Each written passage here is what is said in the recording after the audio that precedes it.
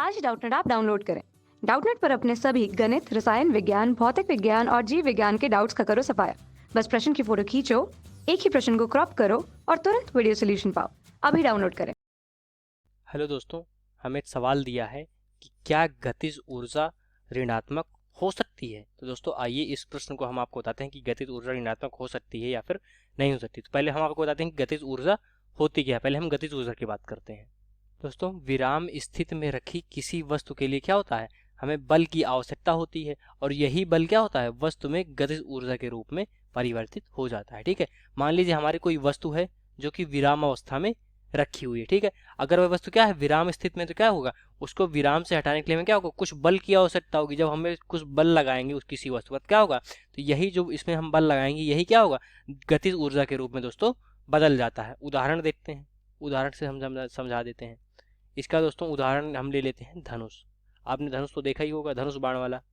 धनुष ले लेते हैं। धनुष में क्या होता है दोस्तों, जैसे ये चित्र देखिए, धनुष में क्या होता है, ये हमारा तीर होता है। मान लीजिए हमारा ए बिंदु है। ठीक है, हमने जब इस ए बिंदु से इस तीर को पकड़ के पीछे की ओर खींचा, कहाँ, पीछे की ओर खींचा। जब हम पीछे की ओर खींचेंगे तो हमारा चित्र कुछ इस तरह से हो जाएगा। ठीक है, हमारा क्या होगा, यहाँ पे ये जो हम धागा जो पीछे बना था इस बाण में, इस धनुष में, तो क्या हुआ, पीछे की ओर खींचेगा। ठीक है, जैसे ही हम इस ए बिंदु से इस तीर को हम पीछे की ओर बल लगाकर पीछे की ओर खींचेंगे, ठीक है, खींचेंगे तो हमारा ऐसा, तो फिर हम जब खींचने के बाद क्या होगा, हम इसको यहाँ से छोड़ देंगे। जब हम तीर को छोड़ेंगे तो हमारा ये जो तीर होगा काफी दूर आगे जाकर गिरेगा। ठीक है, तो हमने क्या लगाया, हमने इस हमारा अवस्था किसमें थी, विरामावस्था में थी। हमने क्या किया, इस वस्तु पर हमने बल लगाया, बल लगाकर क्या किया, छोड़ दिया। तो हमारी जो तीर था इस पर क्या आ गई, गतिज ऊर्जा आ गई। क्योंकि क्या हुआ, गतिज ऊर्जा कैसे आई, कि जब हमने बल लगा के छोड़ा तो हमारा तीर क्या था, कुछ दूर जाकर आगे गिरा। ठीक है, जब हमारा तीर आगे जाकर गिरा तो इसमें क्या आ गई, इसमें दोस्तों गतिज ऊर्जा आ गई। तो हमने जो बल लगाया ये बल क्या हुआ, ये बल उसकी गतिज ऊर्जा के रूप में बदल गया। इसी को दोस्तों हम क्या कहते हैं, गतिज ऊर्जा कहते हैं। अब गतिज ऊर्जा का दोस्तों सूत्र क्या होता है, गतिज ऊर्जा बराबर होता है 1/2 गुणे द्रव्यमान, ठीक है, और गुणे वेग का वर्ग।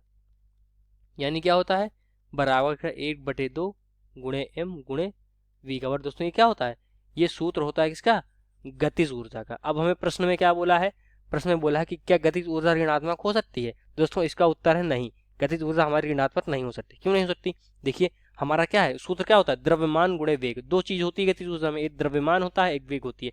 अब आप ये देखिए, द्रव्यमान क्या कभी ऋणात्मक हो सकता है, द्रव्यमान दोस्तों ऋणात्मक हो सकता है, नहीं हो सकता।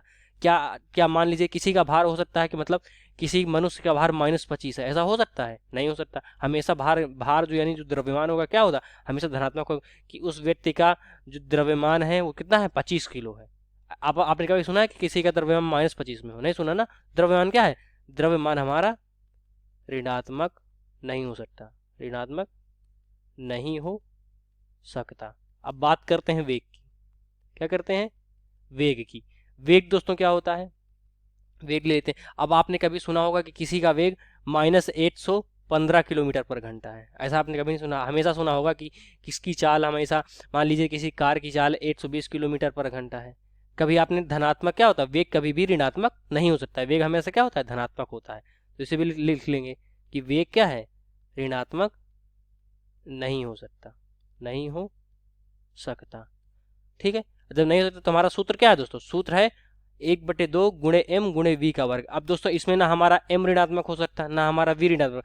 जब हमारा m भी ऋणात्मक नहीं होगा, v भी ऋणात्मक नहीं होता, तो हमारी गतिज ऊर्जा ऋणात्मक होगी, नहीं होगी। तो इसका उत्तर क्या है, नहीं। नहीं, यहाँ क्या लिखेंगे, गतिज ऊर्जा ऋणात्मक नहीं हो सकती, ऋणात्मक नहीं हो सकती। दोस्तों क्यों नहीं हो सकती, अभी हमने आपको बताया था क्यों नहीं हो सकती। क्यों नहीं हो सकती दोस्तों, क्योंकि इसमें क्या होता है, इसका जो सूत्र होता है 1/2 गुणे द्रव्यमान गुणे वेग का वर्ग। हमारा ना द्रव्यमान ऋणात्मक होता है ना वेग ऋणात्मक होता है। अगर हमारा द्रव्यमान भी ऋणात्मक नहीं हो सकता और हमारा वेग भी ऋणात्मक नहीं हो सकता तो हमारी गतिज ऊर्जा क्या है, ऋणात्मक हो ही नहीं सकती। क्योंकि द्रव्यमान गुणे वेग का गुणनफल क्या होता है, हमारा गतिज ऊर्जा होती है। तो इस प्रश्न का क्या उत्तर है, इस प्रश्न गतिज ऊर्जा ऋणात्मक हो सकती है दोस्तों, इस प्रश्न का उत्तर है नहीं। यही दोस्तों हमारे इस प्रश्न का उत्तर है। आई होप आपको समझ में आया होगा।